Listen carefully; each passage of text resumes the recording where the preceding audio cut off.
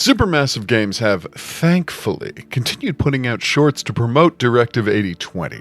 This time it's built around Stafford, and the kind of person you can turn him into via your choices across the game.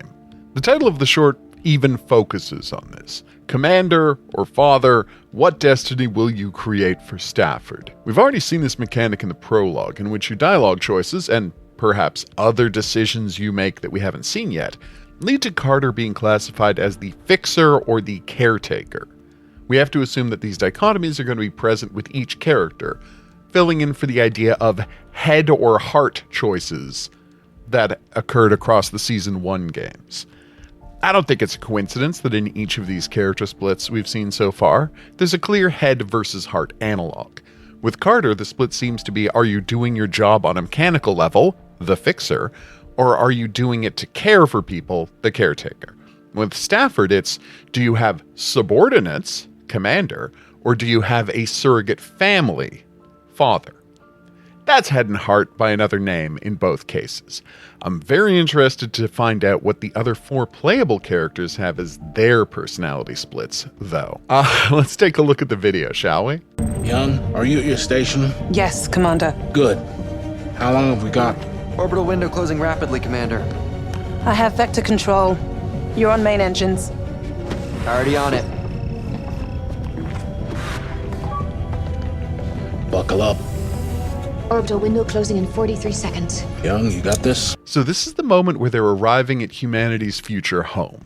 And I've really got to check if the planet has a name yet. It's got to, right? I mean, no one's moving to Tau Ceti 4 or whatever. Once you've decided to live on a planet, you give it a proper name. Hell, even things you look at for a while, you end up naming. Which is why we've got Phobos and Deimos around Mars. They've even named a lot of Jupiter's moons. Although, now that it turns out that there's probably hundreds of them, that's an ongoing project.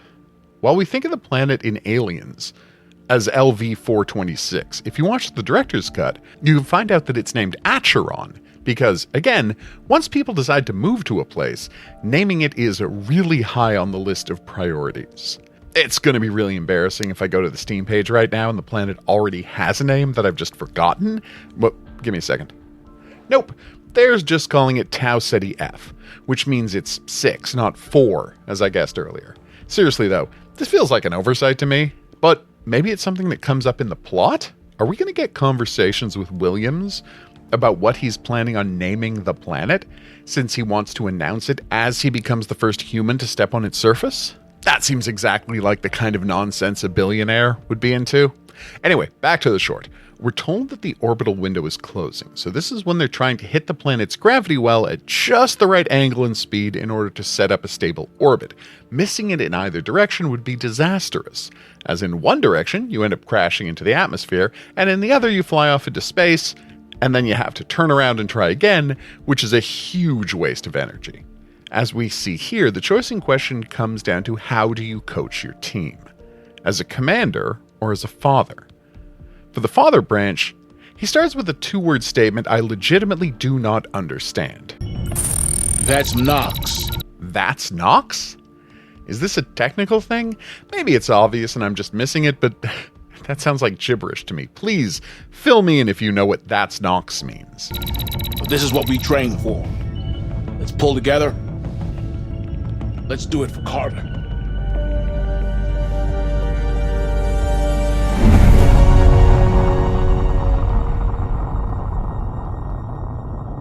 The big takeaway here is the let's do it for Carter. So that answers the question of whether there's a fake Carter running around.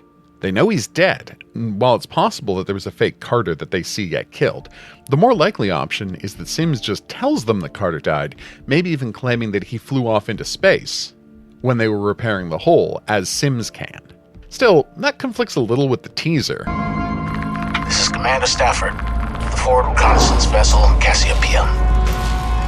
After successfully rendezvousing with a Charybdis marker, we have detached the booster ring and spurts a high as we make our final approach to Tau Ceti F.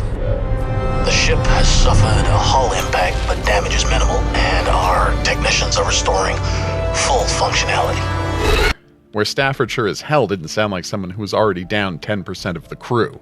But that's just a teaser, so we can't necessarily go by it either. Actually, and this is something that has been bothering me for a little while, why is Carter's body on the ship? Does Sims need it there for some reason? Does the goop monster need it there? Because, again, assuming there's not a fake Carter running around, although even if there is a fake Carter running around, why would you not get rid of the body? Could you not just toss it out into space? I'm sure there's going to be an explanation for this, but it's something that's been bothering me since I first saw his dead body. And even more so, after I found out that it was just the two of them on the ship when he gets murdered. Feel like space is right there, man. You can just toss him into space. You can see why this is the father track, though. Stafford is clearly trying to motivate them via their connection to one another. This is all surrogate family stuff. Also, it's nice to see what the ship looks like without the speed ring. As for the commander track, check this out. Okay? There's no room for error. Do exactly as I say when I say it.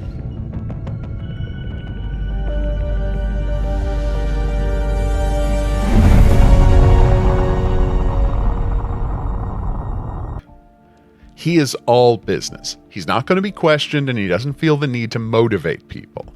His word has to be followed because he's in charge, and that's the end of it.